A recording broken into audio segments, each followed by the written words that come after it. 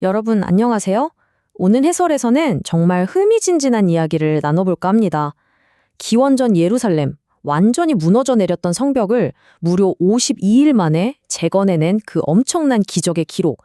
아마 다들 잘 아실 거예요. 그런데 말이죠. 그 화려하고 감격스러운 성취 바로 직후에 도대체 무슨 일들이 벌어졌는지 혹시 아시나요? 오늘은 그 화려한 성공 뒤에 가려진 진짜 뒷이야기, 아주 치열했던 싸움의 기록 속으로 곧바로 들어가 보겠습니다. 본격적으로 시작하기 전에 여러분께 질문을 하나 던져볼게요. 무너진 성벽을 다시 세우는 것보다 더 어려운 일이 대체 뭘까요? 불가능해 보이는 어마어마한 프로젝트를 기어코 완성해내는 거요? 아닙니다. 진짜 끝이 없는 진짜 어려운 도전은 따로 있어요. 바로 그 힘들게 세운 것을 끝까지 지켜내는 일입니다. 첫 번째 주제입니다. 성벽 건축보다 어려운 일. 이어서 두 번째, 위험한 도시를 지키는 자들에 대해 살펴보죠. 한번 생각해 보세요. 52일 만에 완공이라는 진짜 놀라운 성취를 이뤄냈잖아요. 그런데 치명적인 문제가 하나 있었습니다. 당시 그 튼튼한 성벽 안의 도시는 위험할 정도로 텅텅 비어 있었어요. 번듯한 건물만 있다고 도시가 되는 건 아니니까요. 당시에 좀 극단적인 상황을 보면요. 전체 인구 중에서 오직 10%만이 제비뽑기를 통해 이 거룩한 성, 예루살렘에 남아 살게 됩니다. 나머지 90%는 다른 더 안전한 곳에 거주했고요. 그러니까 10명 중에 딱 한 명만 선택된 셈이죠. 그런데 여기서 느헤미야 11장 2절의 기록이 진짜 흥미롭습니다. 예루살렘에 거주하기를 자원하는 자들을 백성이 위하여 복을 빌었느니라 라고 나오거든요. 사람들은 도대체 왜 그렇게 간절하게 복을 빌어주었을까요? 사실 예루살렘에 남는다는 건 언제 쳐들어올지 모르는 적들의 직접적인 위협을 맨몸으로 견뎌내야 한다는 뜻이었어요. 일상은 엄청나게 불편했고 경제적인 이익은 전혀 없었죠. 한마디로 완전한 희생 그 자체였기 때문입니다.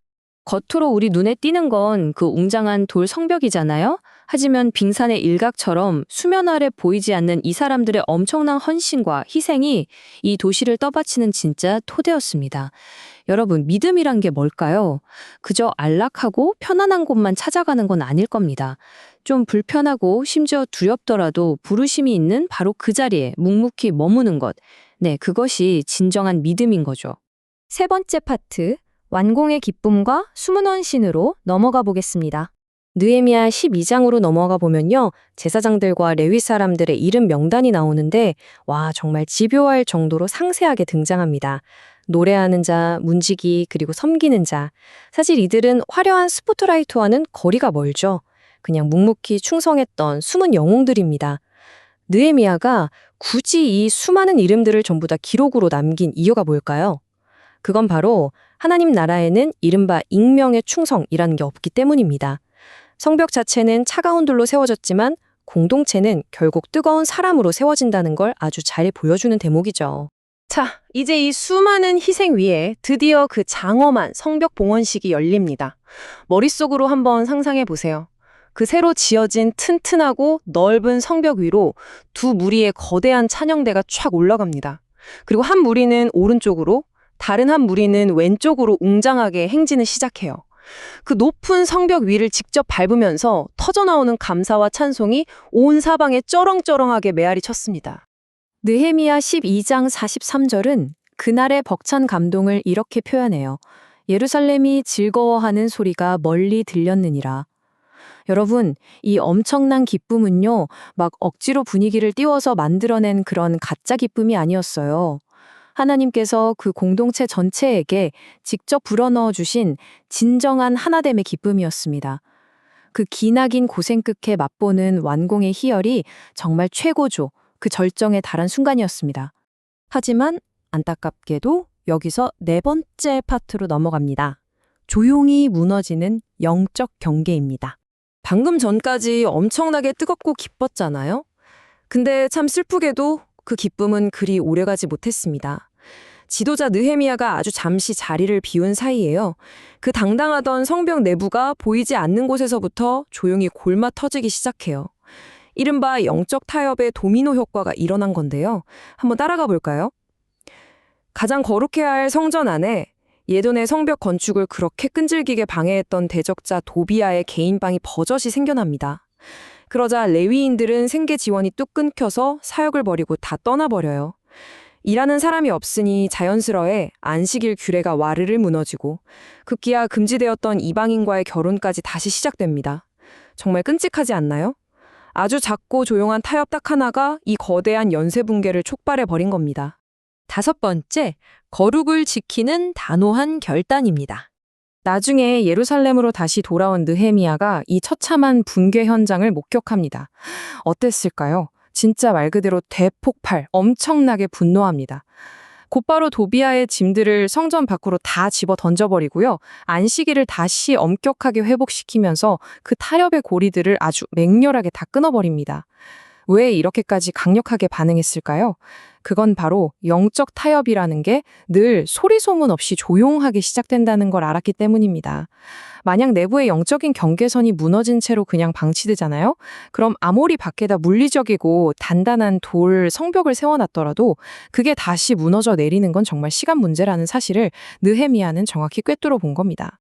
이 치열한 싸움이 기록된 13장 전체를 쭉 보면요. 느헤미야가 한 가지 기도를 계속해서 반복하는 걸 볼 수 있어요.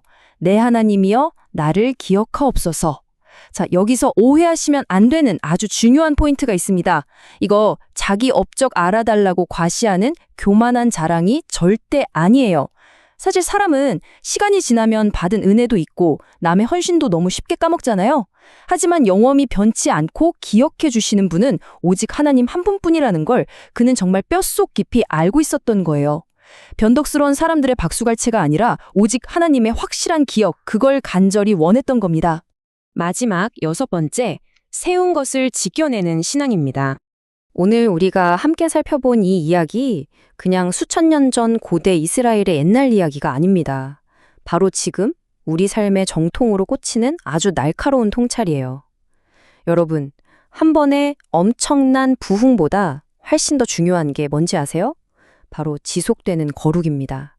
교회든 가정이든 우리 개인의 삶이든 무너질 때는 늘 타협이라는 아주 매끄러운 이름으로 조용하고 서서히 무너져 내립니다. 우리가 피땀 흘려 세워놓은 것들을 끝까지 지켜내려면 매 순간 잠들지 않고 깨어있는 영적인 경계, 그리고 끊임없는 유지보수가 무조건 반드시 필요합니다. 이제 이 느헤미야서의 긴 대장정을 마무리하는 마지막 구절 13장 31절을 볼까요? 내 하나님이여 나를 기억하사 복을 주옵소서. 하나님은요, 성벽이 완공되던 그 수천 년 전뿐만 아니라 바로 지금 오늘날에도 사람들을 찾고 계세요.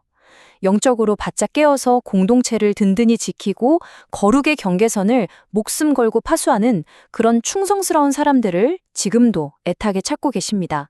자, 이제 오늘 해설을 슬슬 마무리하면서 우리 스스로에게 꼭 던져봐야 할 아주 중요한 질문이 하나 있습니다. 여러분의 삶에서 무너졌던 성벽은 지금 다시 세워졌나요? 혹시 잃어버렸던 예배는 회복되셨습니까?